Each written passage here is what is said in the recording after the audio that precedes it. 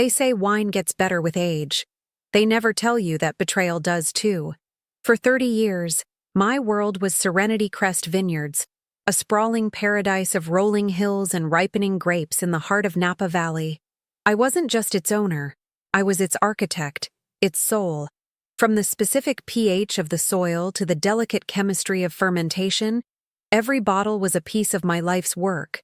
My husband, Richard, was the charismatic face of our empire, the charming host who could sell a story with a single smile.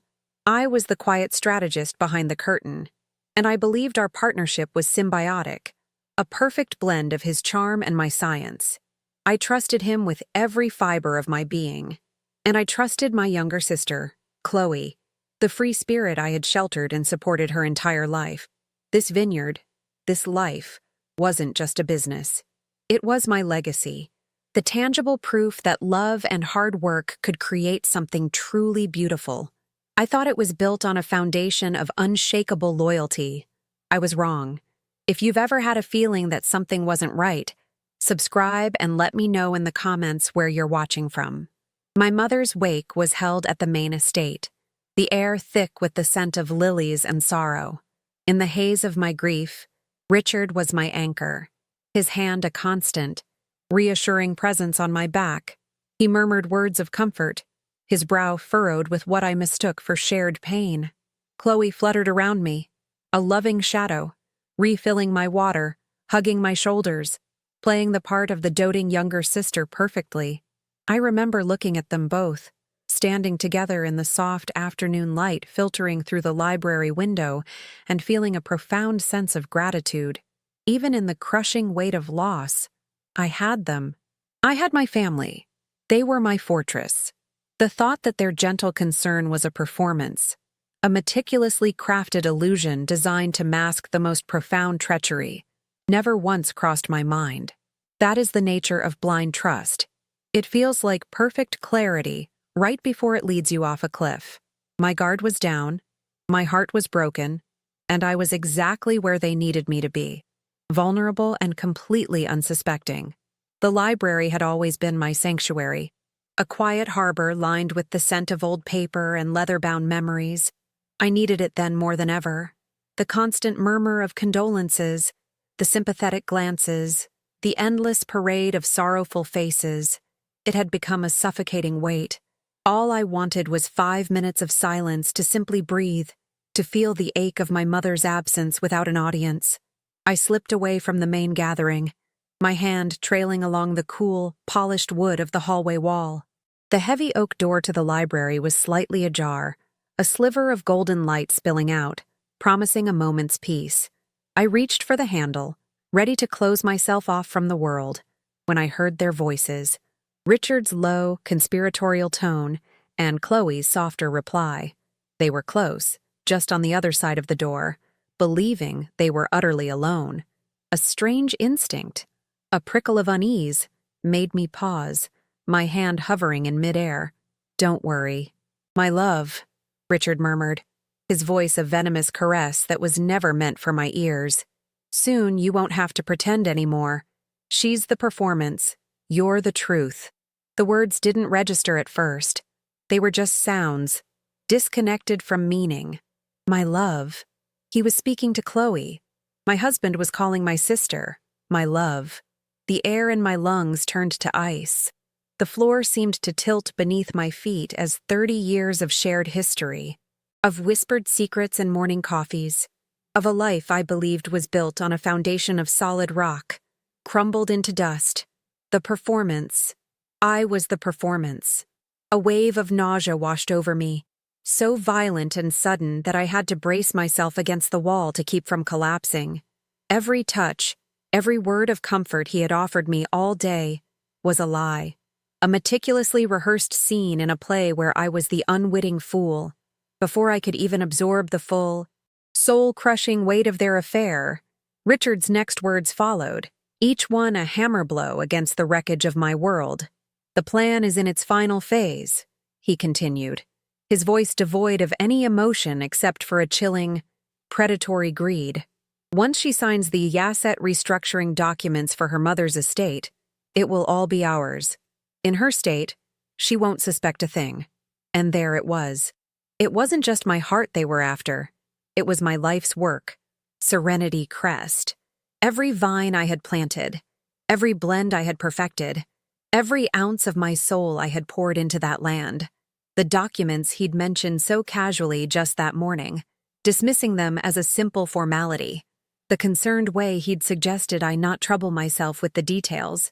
It was all a calculated, cold-blooded heist, orchestrated by the two people I trusted most in the entire world, who were now casually planning my ruin over my mother's grave. A scream built in my throat, a primal, wounded sound, but it never escaped. It solidified into a knot of pure, unadulterated ice in the pit of my stomach. In that moment, something inside me shifted. The heartbroken woman who had walked down this hallway just moments ago died, and a stranger took her place.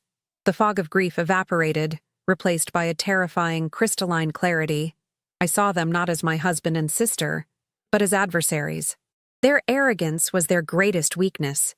They saw me as a fragile, grief-stricken widow, too consumed by sorrow to see the knife they held to my back.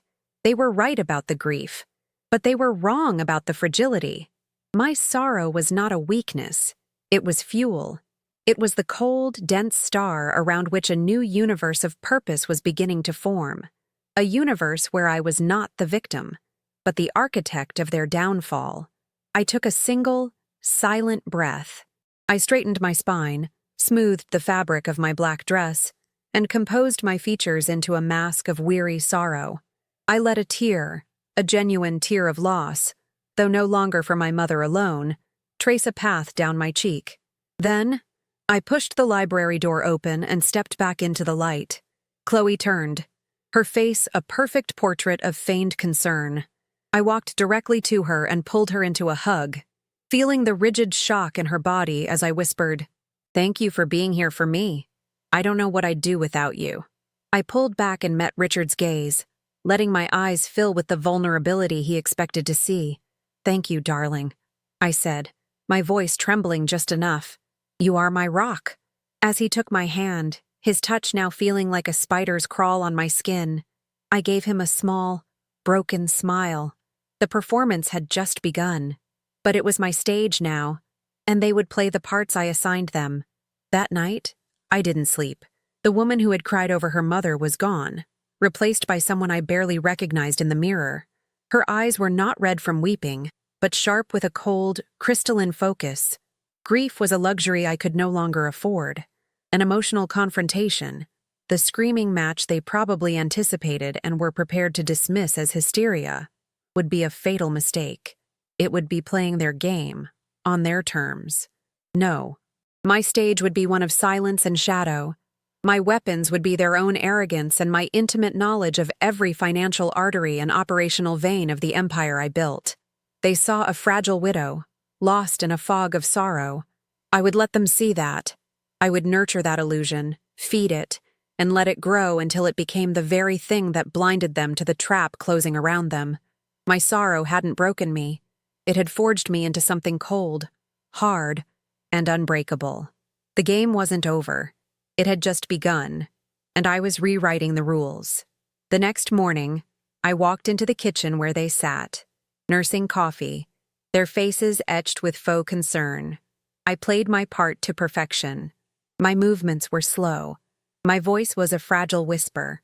I allowed Richard to pull me into his arms, feeling the repulsive warmth of his body against mine while my mind catalogued his every lie. I let Chloe fuss over me, making me tea, her touch like the brush of a spider's leg. I thanked them, my voice catching with just the right amount of manufactured grief. "I don't know what I'd do without you two," I said, looking from one to the other. "I need to focus on Mom. Richard, darling, can you handle the estate paperwork for a while? My head is just not clear." The flicker of triumph in his eyes was almost imperceptible, but I saw it. He thought he had won. He thought my grief had made me weak and pliable. He had no idea it had made me a predator. My objective was no longer to mourn, but to dismantle. My new purpose was clear, sharp, and absolute. I would not just save my legacy. I would methodically strip them of everything they had tried to steal from me: their reputation, their freedom, their future. They had made a critical error in judgment. They had mistaken my quiet dedication for passivity and my trust for naivety.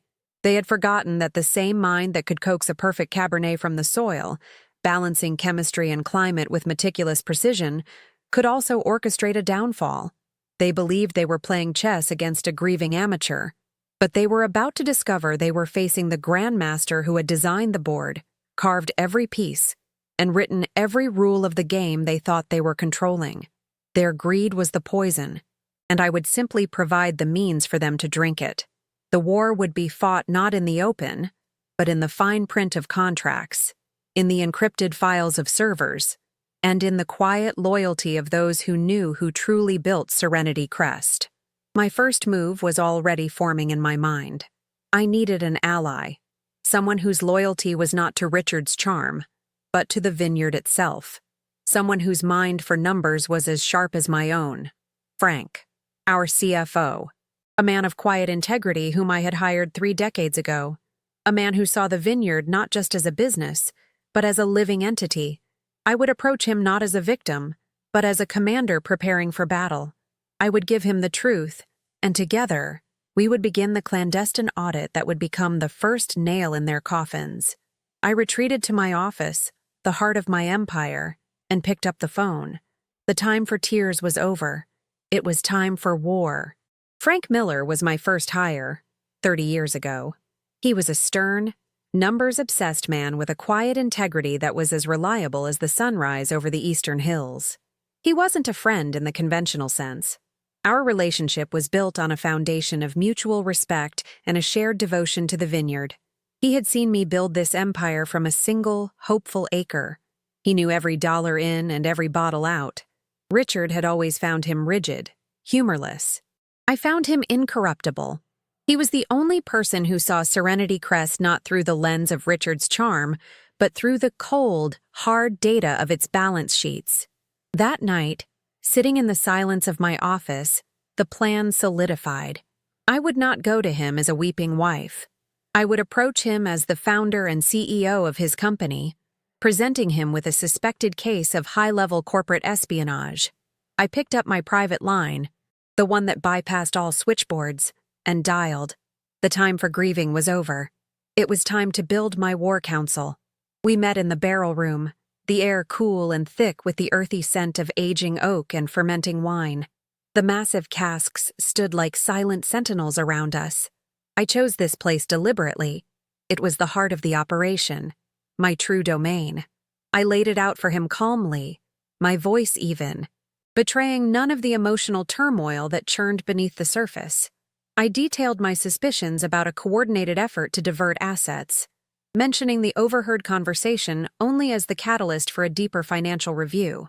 I spoke of shell corporations and falsified reports not as a betrayed spouse, but as a strategist identifying a threat. I watched his face carefully in the dim light. Frank listened without interruption, his expression unreadable, his hands steepled under his chin. He wasn't looking at a grieving widow. He was listening to his boss outline a hostile takeover attempt originating from within. When I finished, the silence was heavy, broken only by the faint hum of the climate control systems. Frank finally broke the silence, his voice a low rumble that seemed to resonate with the aged wood around us. "For the past 6 months," he began, his eyes meeting mine with a new intensity, "I've been flagging certain transfers, small amounts at first, routed through unfamiliar LLCs. Richard told me they were for discrete marketing initiatives and brand expansion projects in emerging markets. The paperwork was technically in order, but the logic was thin. It never sat right with me. It was the confirmation I needed. My suspicions weren't born of heartbroken paranoia. They were rooted in a tangible, financial reality. Frank, my loyal, meticulous Frank, had already seen the smoke. I had just shown him the fire. In that moment, our professional relationship transformed. He was no longer just my CFO. He was my co-conspirator, my eyes and ears inside the financial fortress I could no longer access without raising suspicion. His loyalty was not to Richard's charisma, but to the truth of the numbers. Our war room became my office after midnight, while the estate slept, believing me to be sedated by grief. Frank and I waged a silent campaign. We bypassed the main servers, using a secure backdoor I had built into the system years ago for emergencies. The glow of the monitors was our only light, casting long shadows across the room as we delved into the digital guts of my company. Every night felt like a heist. My heart pounded with a mixture of fear and adrenaline as we navigated firewalls and encrypted folders, always listening for the sound of footsteps in the hall. We were ghosts in my own machine, searching for the digital fingerprints of my husband's betrayal. It was a meticulous, painstaking process, cross-referencing wire transfers with incorporation documents, following a trail of breadcrumbs that Richard and Chloe believed they had scattered too cleverly to be followed. They had no idea they were being hunted by the two people who knew the system better than they ever could. The first breakthrough came at 3 a.m. On the third night, it was a Delaware-based entity named Apex Holdings LLC, a bland, forgettable name designed to be overlooked. But a wire transfer from one of our main accounts to Apex was authorized by Richard for a sum that precisely matched the appraised value of our most prized parcel of land, the south-facing slope that produced our award-winning Cabernet Sauvignon. My blood ran cold. This wasn't just about money. He was carving up the very soul of the vineyard. This piece of land was my masterpiece, the result of years of soil enrichment and careful cultivation. To him, it was just an asset to be liquidated. Frank typed furiously, his fingers flying across the keyboard, pulling up the incorporation papers for Apex. It was a shell, of course, with anonymous directors and a post office box for an address. It was the first solid link, the first nail I could hold in my hand. That single thread led us to a web. Apex Holdings was just the beginning. It was the primary recipient, which then funneled assets into a half-dozen other shell corporations, each with its own purpose, like a predator with multiple stomachs for digesting different parts of its prey. One held the patents to my unique fermentation techniques. Another held the branding rights and trademarks for our most popular labels. A third was slowly accumulating shares in our boutique hotel chain. It was a brilliant, complex, and utterly evil piece of financial engineering, designed to dismantle Serenity Crest piece by piece without triggering any single major alarm. Frank and I mapped it out on a whiteboard, the lines connecting the boxes looking like a spider's web, with my life's work trapped in the center. I felt a strange, detached admiration for the sheer audacity of the scheme, immediately followed by a wave of cold fury. He was using my own profits to finance my destruction. After a week of sleepless nights and caffeine-fueled work, we found the heart of the beast. It was a master holding company, RNC Legacy Group, registered in the Cayman Islands. Frank managed to slice through the final layer of digital security, and the beneficiary documents loaded onto the screen. There, in stark, undeniable black and white, were the names of the sole shareholders, Richard Hayes and Chloe Vance. Seeing her maiden name, a name she hadn't used in years, was a particularly cruel twist of the knife. It was a deliberate erasure of her connection to me, a final severing of sisterhood. The screen's cold light illuminated the truth I already knew in my heart, but seeing it documented felt like a physical blow. There was no ambiguity, no room for doubt. This was the blueprint of their new life, built upon the rubble of mine. The documents were the weapon, and my signature was the trigger. With the full picture in front of us, Frank turned his attention to the asset restructuring documents Richard had been so eager for me to sign. He projected the dense, legalese-filled pages onto the main screen. To a grieving, distracted person, they would have looked like standard inheritance paperwork, a consolidation of assets after a death in the family. But Frank, with his forensic accountant's eye, pointed out the hidden clauses, the Trojan horse phrases buried deep within the text. He explained how signing it would trigger a cascade of transfers, giving RNC Legacy Group, and by extension, Richard and Chloe, irrevocable power of attorney over all assets connected to my mother's estate, which were deeply intertwined with the vineyard itself. It was a complete and total transfer of power, A corporate execution disguised as a formality. They weren't just trying to steal from me, they were trying to erase me from my own story. Now that I had the proof, the mission shifted from discovery to sabotage. I needed to buy time to gather more evidence, time to plan my counterattack, and most importantly, time to let their own greed and paranoia work for me. My strategy was simple. I would become the fragile, confused widow they believed me to be. My grief would become my shield, and my supposed incompetence my sharpest weapon. Every question, every hesitation, every muddled thought would be a carefully placed stone in their path, slowing them down, frustrating them, and forcing them to reveal more of their hand. Richard's arrogance was his Achilles' heel. He was so convinced of my weakness that he would never suspect it was a performance. He was expecting a quick, clean kill, but I was going to give him a slow, agonizing war of attrition. The next morning at breakfast, I made my first move. Richard brought up the documents again, his tone dripping with false sympathy. "Eleanor, darling, I know it's difficult, but we should really get these signed for the lawyers. Just a formality to settle your mother's affairs." I looked up from my tea, my eyes wide and unfocused. I let my hand tremble slightly as I reached for the papers he offered.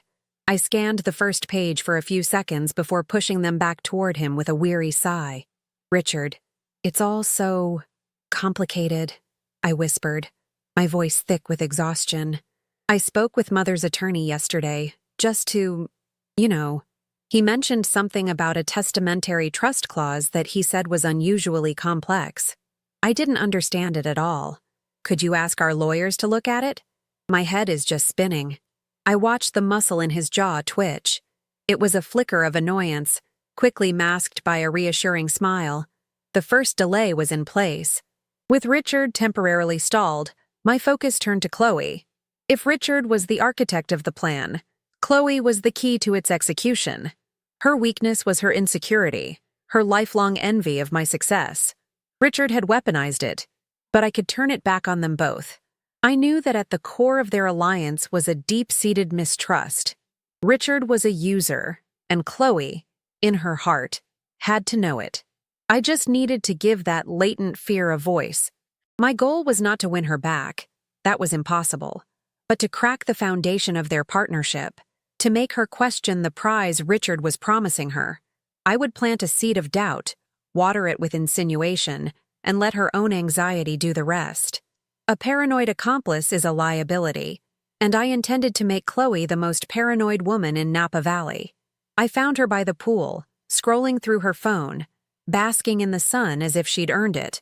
I sat down beside her, wrapped in a cashmere shawl despite the warmth, playing the part of the perpetually chilled widow.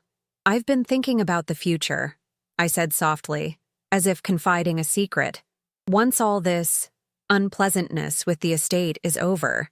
I saw her tense up. "Richard has such grand plans. He's a brilliant businessman."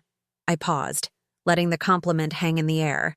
"He's always been so protective of the company, though. I remember years ago, he was adamant about never bringing in any partners, not even family. He always said that in the end, you can only truly count on yourself, that a sole vision is the only way to guarantee a legacy." I didn't look at her. I just stared out at the water, letting the words sink in. I had just reminded her that to Richard, even she was an outsider. The effect was almost immediate. Over the next few days, the atmosphere in the house grew thick with a new, unspoken tension. I saw Chloe watching Richard with a guarded expression I had never seen before. I overheard them in a hushed, sharp argument in the garden, their words too low to distinguish, but their tones laced with accusation and frustration. Richard's manufactured patience with me was wearing thin, replaced by a clipped, barely concealed irritation. He pushed harder on the documents, and I retreated further into my fog of confusion and grief, each time inventing a new legal question, a new concern. From a phantom phone call with an accountant or lawyer, they were off balance, frustrated by the delays, and now, thanks to my psychological prodding, increasingly suspicious of each other's motives and commitment. They were fighting shadows, never once suspecting that I was the one casting them. Richard's frustration was becoming my greatest asset. His arrogance wouldn't allow him to believe that I was capable of orchestrating this resistance. In his mind, it had to be the incompetence of lawyers, the complexities of the legal system, anything but my own agency. This blindness was crucial. He and Chloe were so focused on the prize, so certain of my collapse, that they couldn't see the trap closing around them. They were beginning to turn on each other, their greed curdling into paranoia. Chloe feared being cut out, while Richard feared his prize slipping away. They were becoming sloppy, their conversations more heated and less guarded. They thought they were in the final stages of their victory lap, but in reality, they had just stepped into the arena, and the game had only just begun. I stood on my balcony late one night, looking out over the moonlit rows of vines, my legacy. There was no joy in what I was doing, only a cold, hard sense of necessity. I felt like a surgeon excising a cancer. The procedure was brutal, but it was the only way to save the patient. I had the evidence. I had sown the seeds of discord. The first phase of my silent war was a success. They were bleeding from 1,000 tiny cuts, unaware of the hand that held the knife. They were so busy watching my feigned weakness that they failed to notice my real strength gathering like a storm on the horizon. The harvest was coming, but it would not be one of grapes. It would be a harvest of consequences, and I would be the one holding the scythe. The delicate dance of delay and deception could only last so long. I knew this, but I had underestimated the depths of Richard's impatience and the sheer cruelty of his ambition. His veneer of the concerned husband began to crack under the strain of my manufactured incompetence. The sympathetic smiles became tight, forced grimaces. His questions about the legal documents, once cloaked in gentle concern, were now clipped and sharp, laced with an irritation he could no longer conceal. He started cornering me in the hallways, his hand gripping my arm a little too tightly, demanding updates with an urgency that bordered on threatening. He was a predator who had expected his prey to lie down and die, and my continued, albeit feeble, resistance was driving him into a rage. I could feel the atmosphere in the house shifting from a cold war to the precipice of open conflict.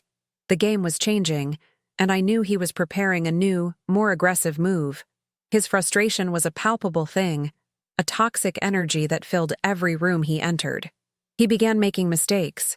He spoke more openly on the phone, believing I was too lost in my grief to comprehend his conversations about accelerating the timeline and forcing the issue. Chloe, too, became more brazen in her role as my keeper. She would follow me from room to room, her face a mask of cloying sympathy, reporting my every sigh and moment of silence back to Richard as further proof of my decline. They were a tag team of vultures, circling, growing impatient for the feast.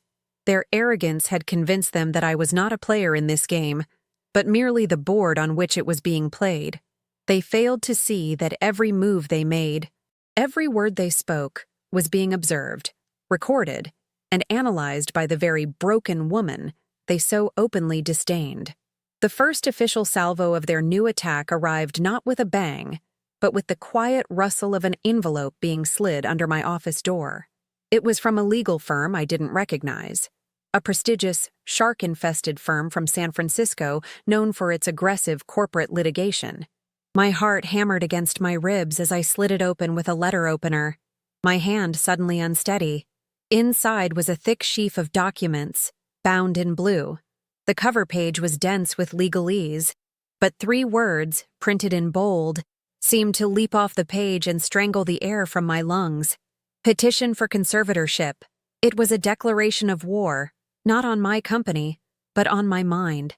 It was a formal, legal attempt to declare me mentally incompetent, to strip me of my authority, my autonomy, and my voice.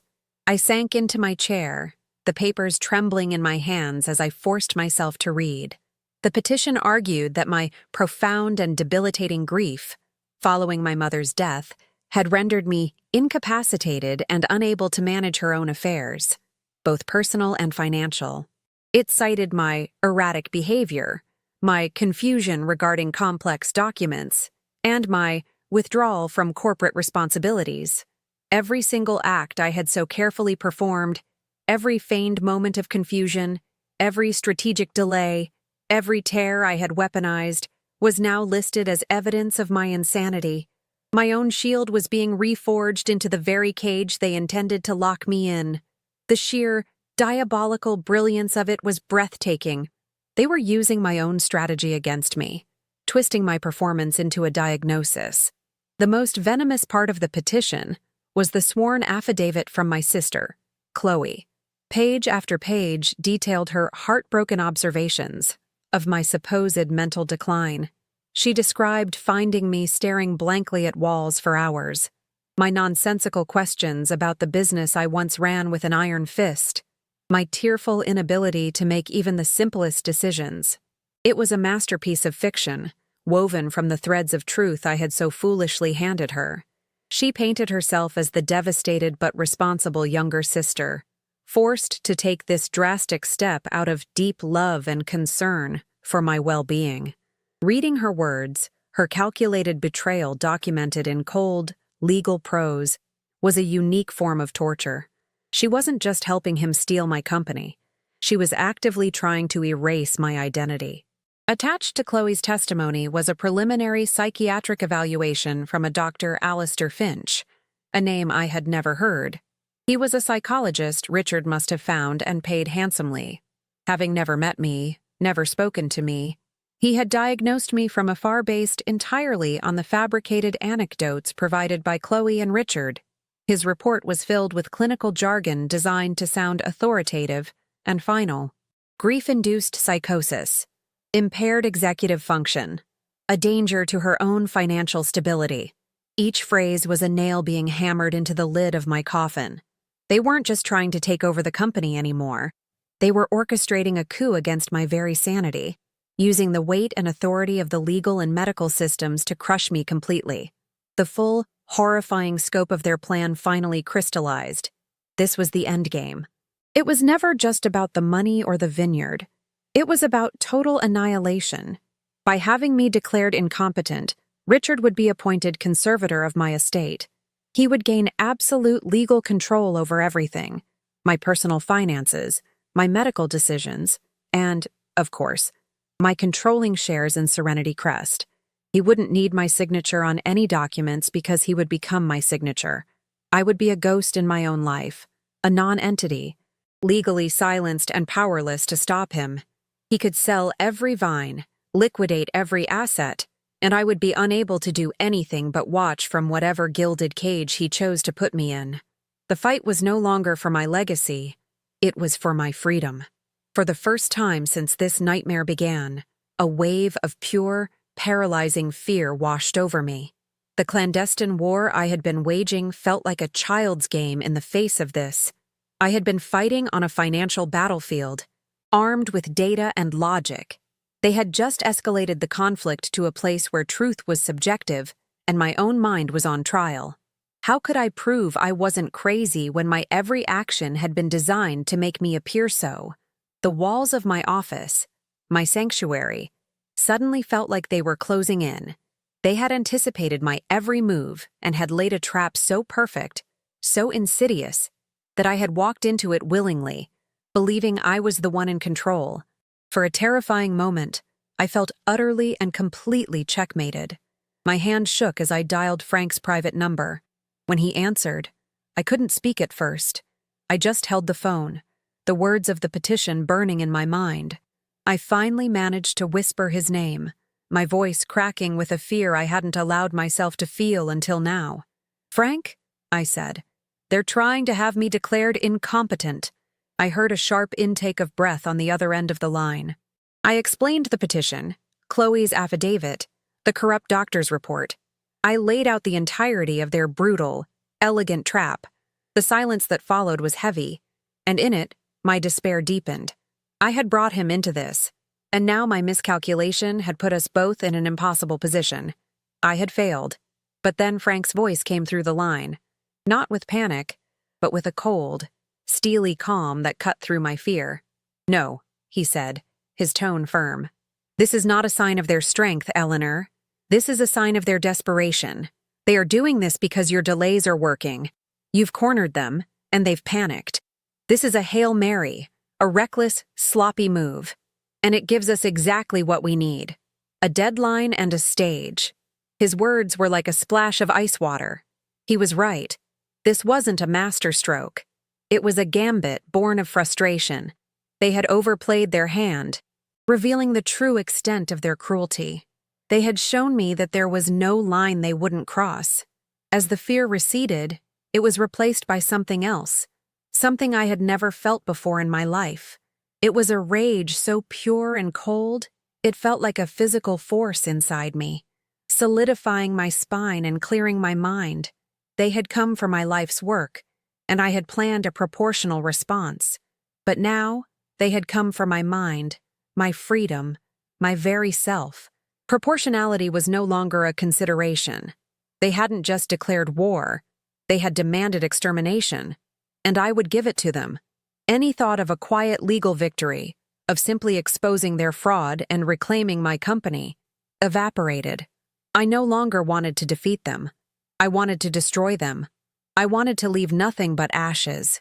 I took a deep breath, the icy resolve settling deep in my bones. "You're right, Frank," I said, my voice now devoid of any tremor. "They've given us a deadline. The competency hearing is scheduled in 3 weeks. But we're not going to fight them in a courtroom. We're going to end this before it ever gets there."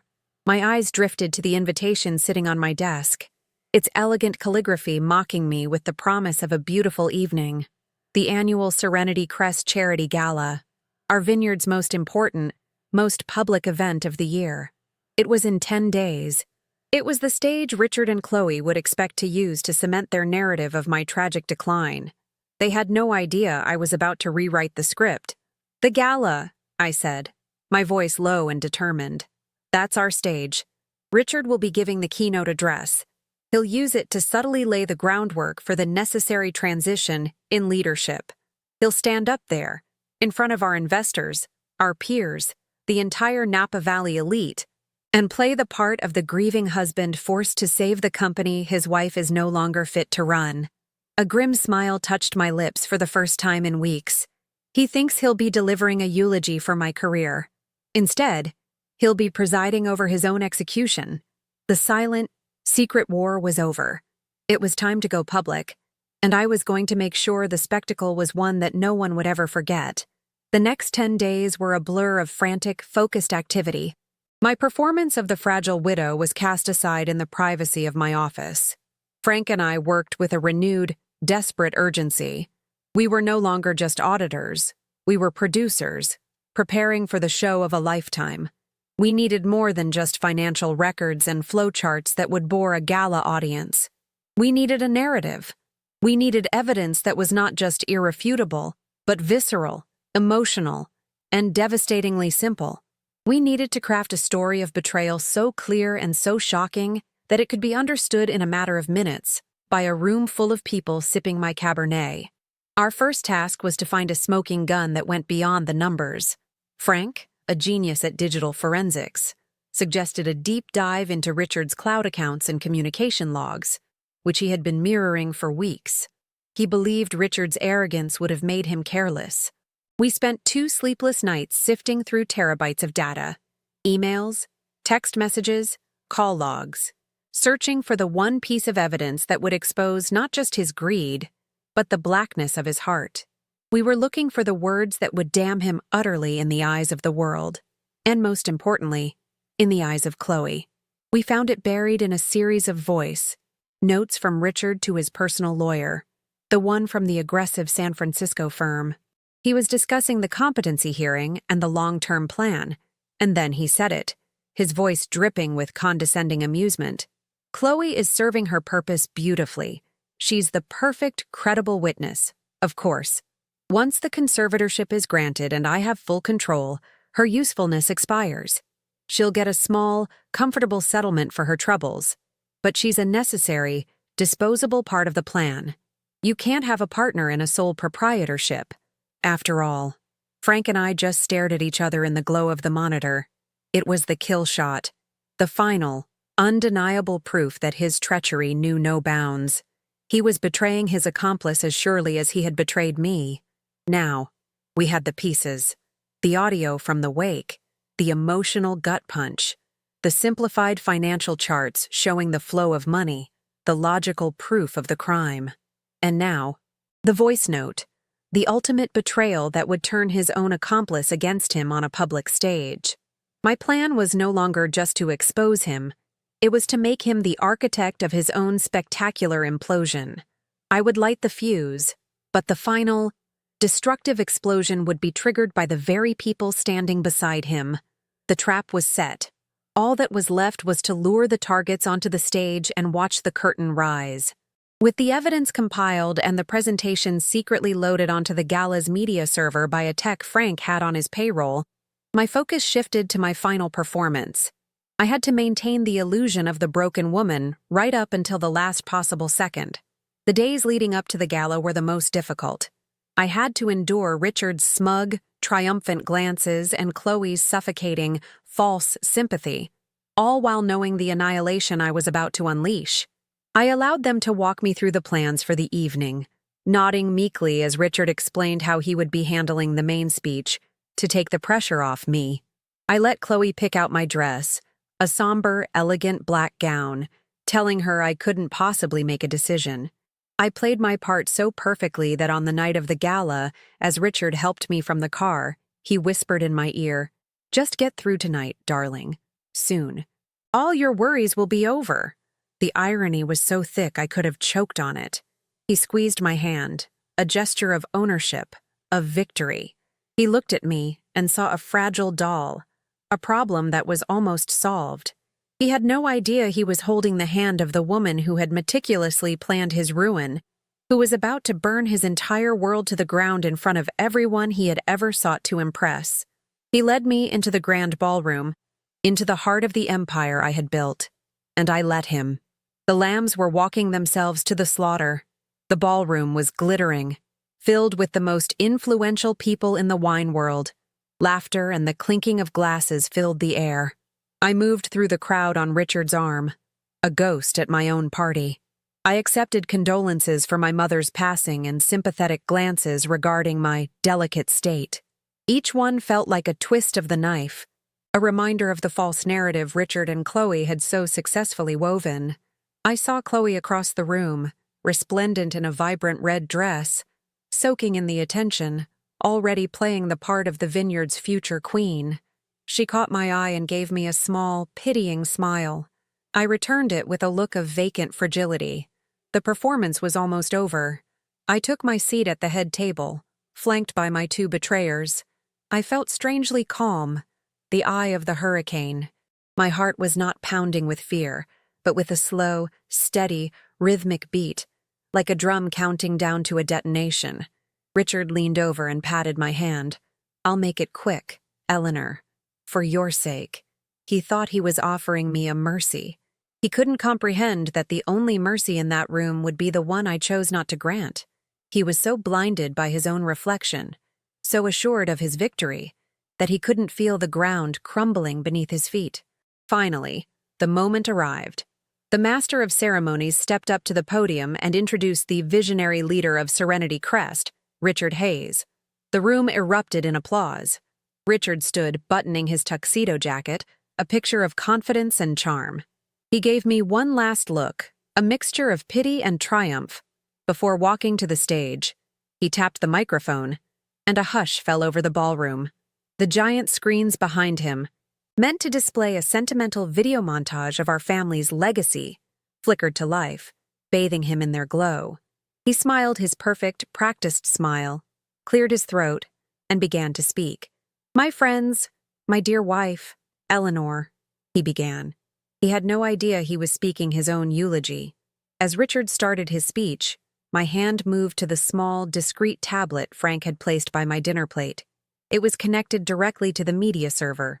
My thumb hovered over a single icon on the screen labeled Presentation. Richard was talking about legacy, about the challenges of moving forward after a great loss. His voice filled with feigned emotion. He was painting a picture of a company in need of a steady hand, his steady hand. It was time. With a single, deliberate tap, I changed the narrative. The screen behind Richard, which was supposed to show a photo of us in the early days, went black for a single, dramatic second. The silence in the ballroom was absolute. Then, from the speakers, a voice filled the air. It was Richard's voice, but not the smooth, public-facing one they were used to. This was the sound of his voice in the shadows, a conspiratorial whisper. "Don't worry, my love." It echoed through the cavernous room. "Soon you won't have to pretend anymore. She's the performance, you're the truth." A collective gasp rippled through the audience. I watched Richard's face. His smile froze. His eyes widened in horror as he realized what was happening. He spun around to look at the screen, but it was too late. The trap had been sprung. Before he could react, the screen lit up again. It wasn't a photo, but a simple, brutal flowchart that even a child could understand. At the top, a box labeled Serenity Crest Vineyards. Below it, a series of arrows pointed downward, channeling funds, land deeds, and intellectual property patents into a network of shell corporations. The final arrow pointed to a single box at the bottom, RNC Legacy Group. And inside that box, in large, undeniable letters, were the names of the sole beneficiaries, Richard Hayes and Chloe Vance. The room filled with frantic, shocked whispers. I could see investors and board members leaning in, their faces masks of disbelief and fury. Richard stood frozen on the stage, his face pale, his mouth opening and closing with no sound coming out. He looked helplessly toward Chloe, who was staring at the screen, her own face a canvas of pure, unadulterated panic. But I wasn't finished. I tapped the tablet again. The final piece of evidence, the kill shot, began to play.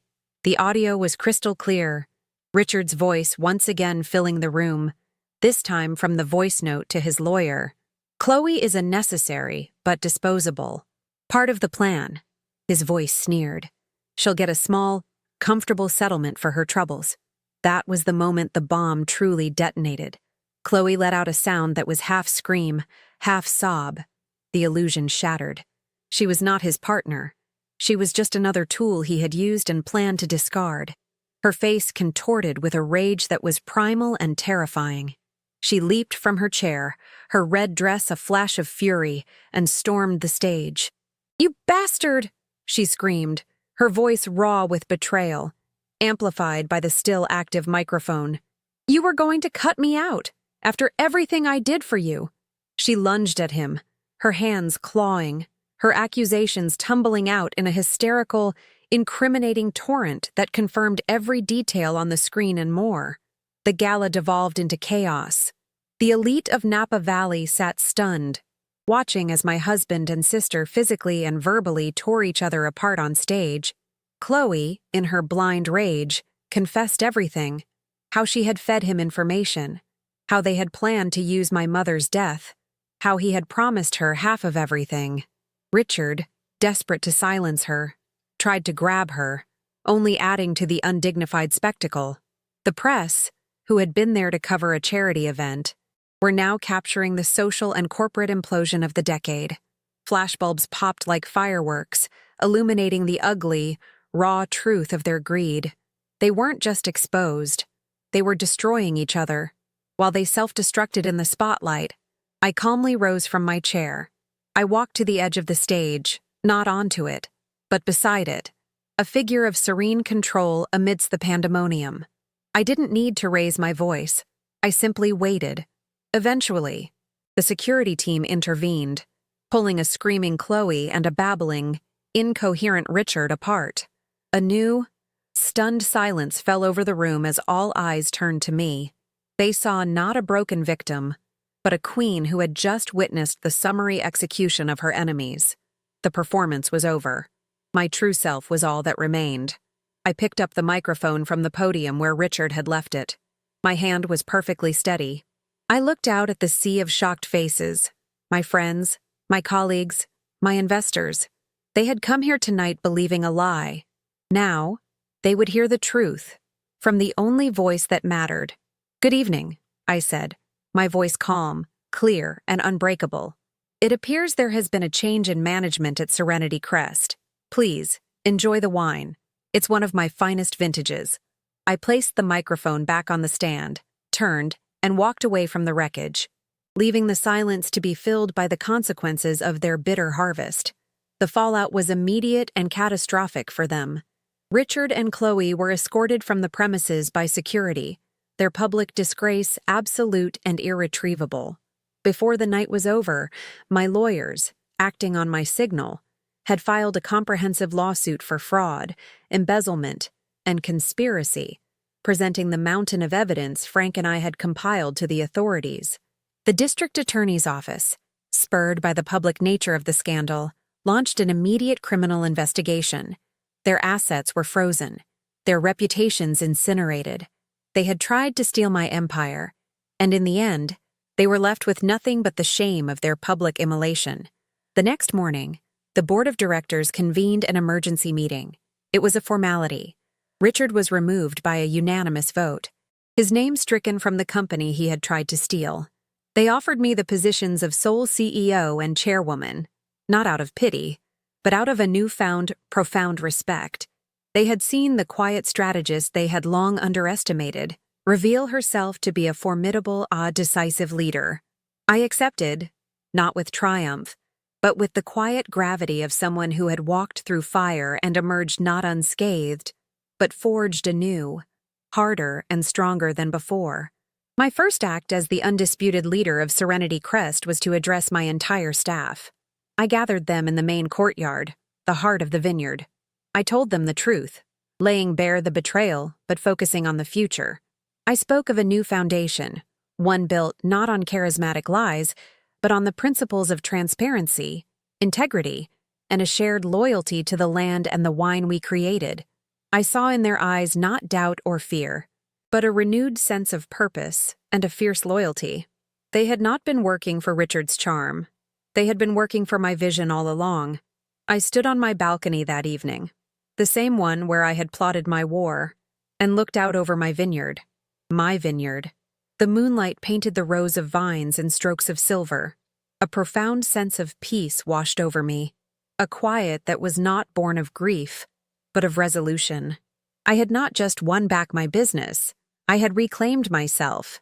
The illusion of the perfect life was gone, shattered into a million pieces, but in its place stood a woman who was whole, who knew her own strength, who was no longer defined by her trust in others, but by her belief in herself. The bitter harvest was over. It was time to plant something new. As Richard started his speech, my hand moved to the small, discreet tablet Frank had placed by my dinner plate, its dark screen reflecting the ballroom's chandeliers. It was connected directly to the media server, a digital scalpel ready for a masterclass in corporate surgery. Richard was waxing poetic about legacy, about the challenges of moving forward after a great loss, his voice a symphony of feigned emotion. He was painting a picture for our investors and peers of a company in desperate need of a steady hand. His steady hand. He spoke of my fragility with such convincing sorrow that for a moment, the room was wrapped in his lie. But his performance was about to be upstaged by the one I had so carefully produced. My thumb hovered over a single icon on the screen, an icon labeled simply, Presentation. It was time. With a single, deliberate tap, I changed the narrative, and with it, the rest of their lives. The giant screens behind Richard, which were supposed to be showing a sentimental photo of us in the early days of the vineyard, went black for a single, dramatic second. The abrupt change stole the breath from the room, leaving a vacuum of confused silence. Then, from the state-of-the-art speakers, a voice filled the air. It was Richard's voice, but not the smooth, public-facing baritone they had just been listening to. This was the sound of his voice in the shadows of my mother's wake, a conspiratorial, venomous whisper. "Don't worry, my love." It echoed through the cavernous room, each word a perfectly enunciated piece of poison. "Soon you won't have to pretend anymore. She's the performance, you're the truth." A collective gasp rippled through the audience. I watched Richard's face. His charming smile froze, cracking like cheap porcelain as his eyes widened in abject horror. He spun around to look at the screen, but it was too late. The trap had been sprung. Before he could process the first blow or stammer out a single word of denial, the screens lit up again. It wasn't a photo, but a simple, brutal flowchart that even a child could understand, designed by Frank for maximum, immediate impact.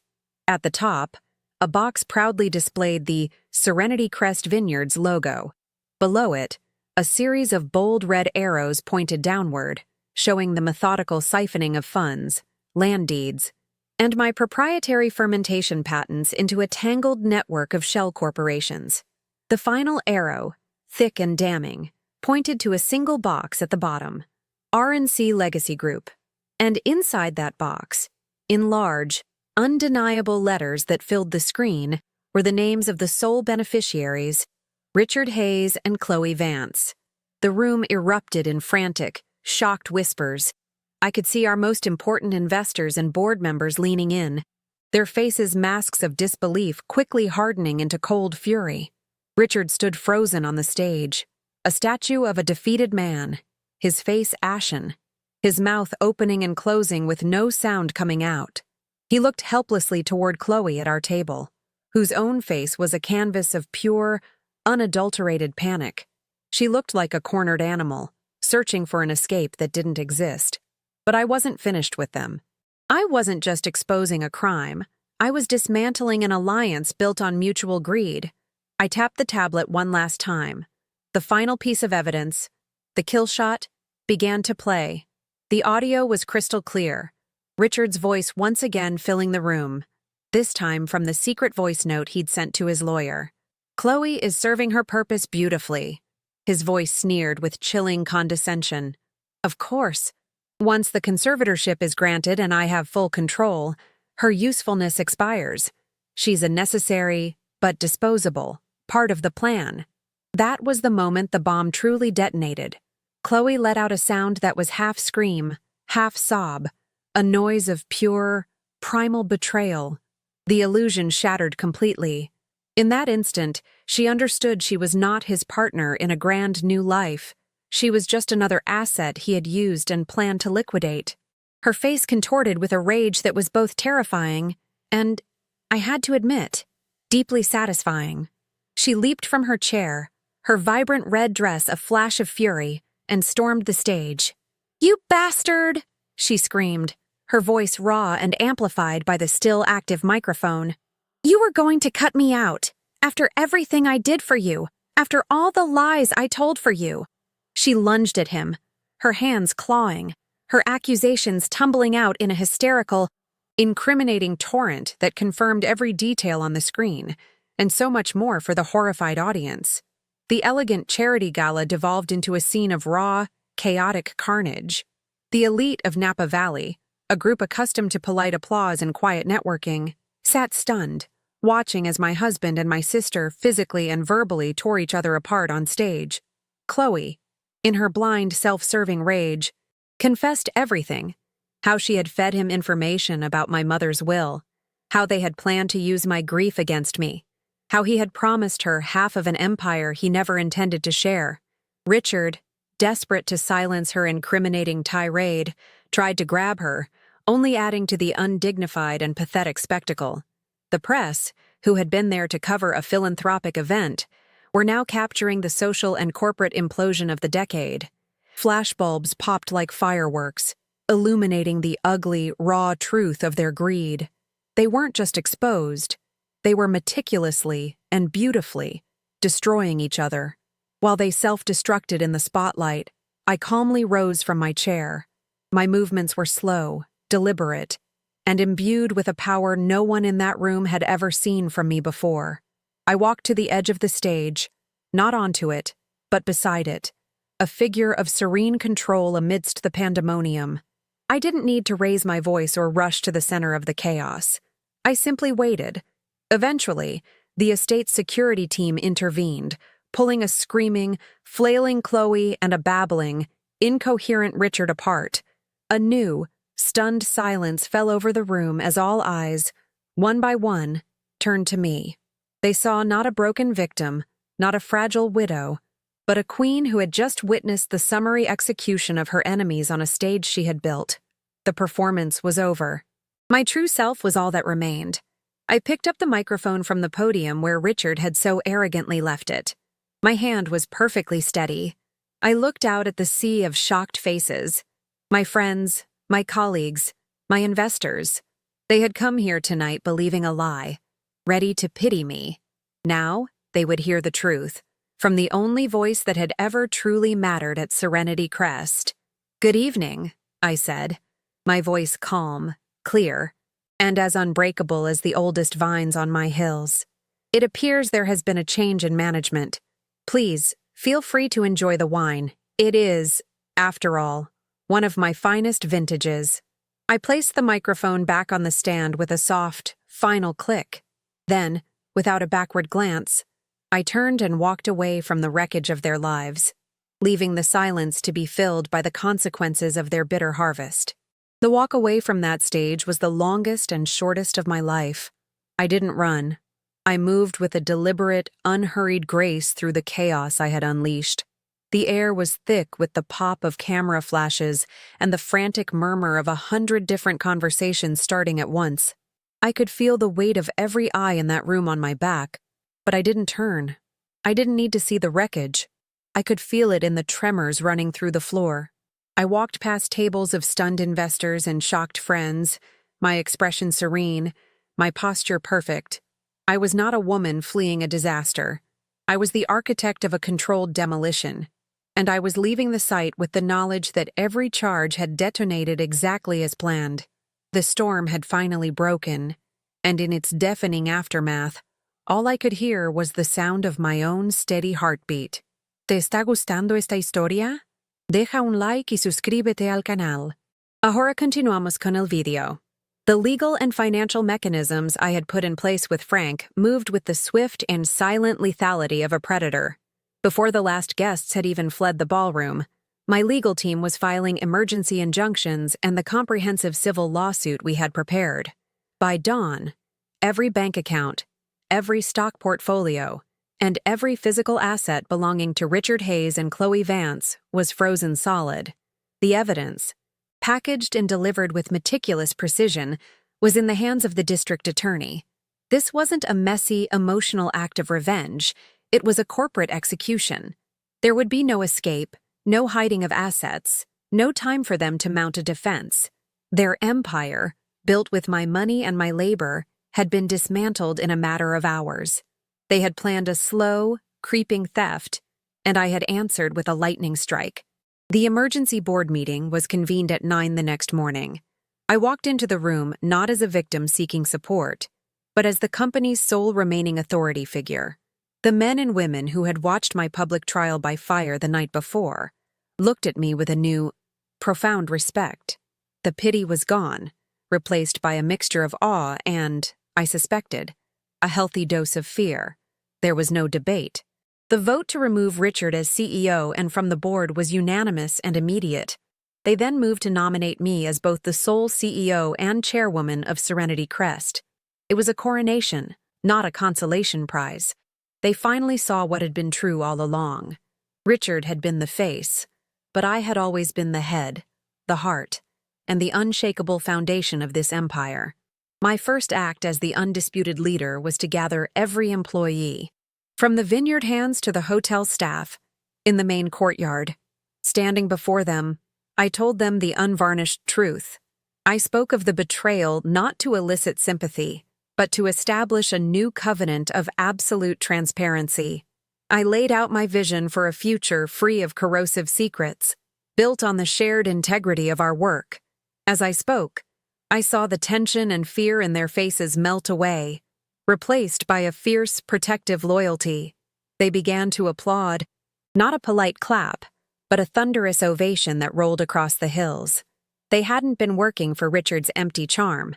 They had been working for the vineyard, for the wine, for the vision that had always, truly, been mine.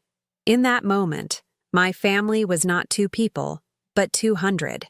Chloe's downfall was as pathetic as it was swift. In a desperate, misguided attempt to save herself, she gave a full, rambling confession to the authorities, hoping to pin the entire scheme on Richard. It did nothing but seal her own fate, confirming every detail of the conspiracy.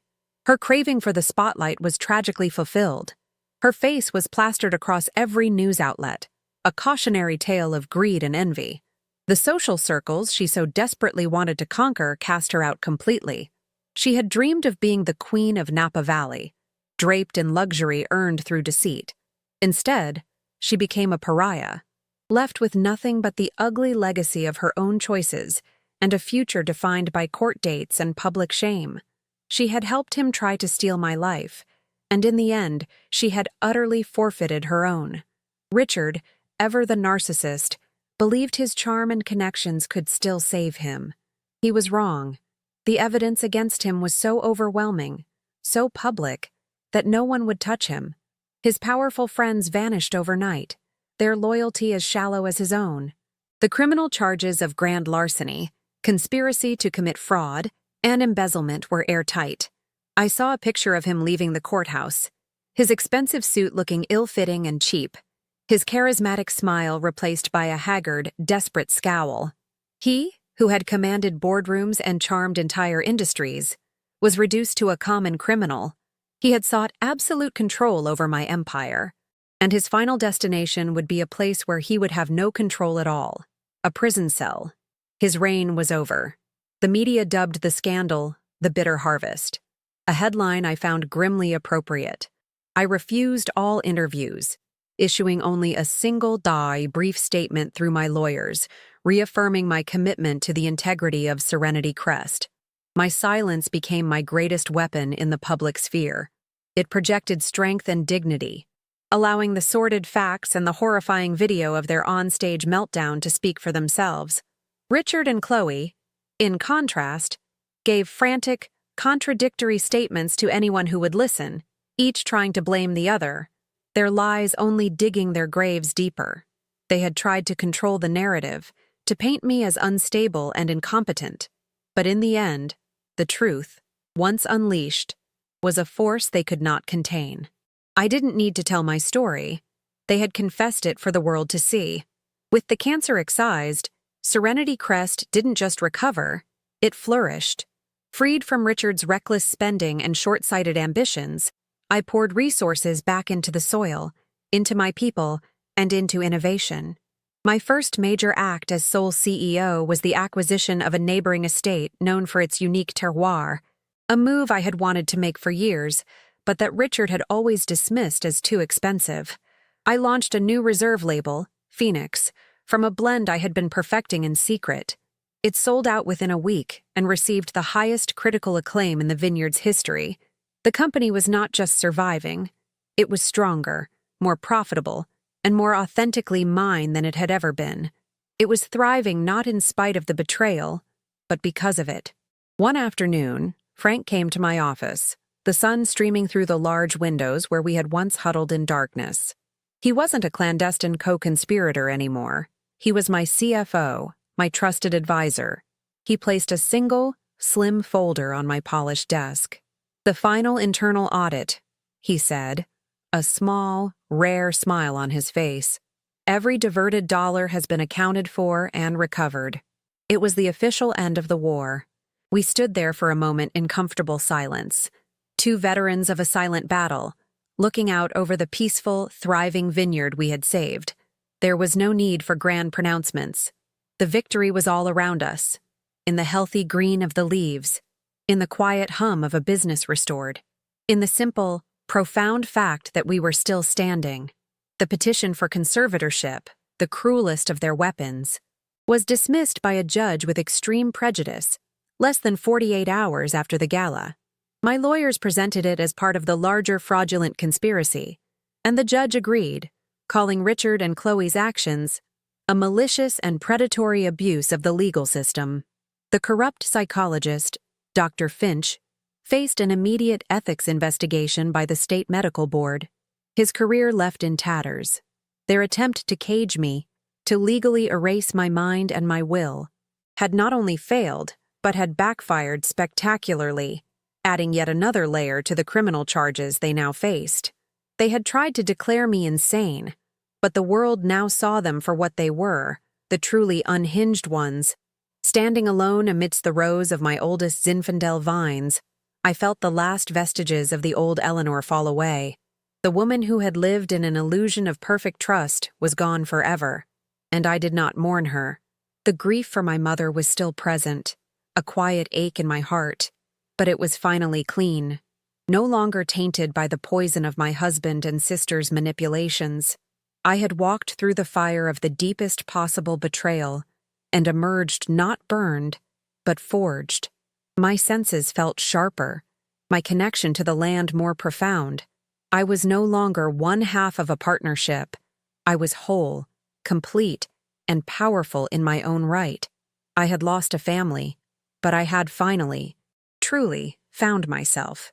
That evening, I stood on my balcony, a glass of the new Phoenix vintage in my hand. The wine was complex, born of a difficult season, but resulting in something with unexpected depth and a strong, beautiful finish. It was my story in a bottle.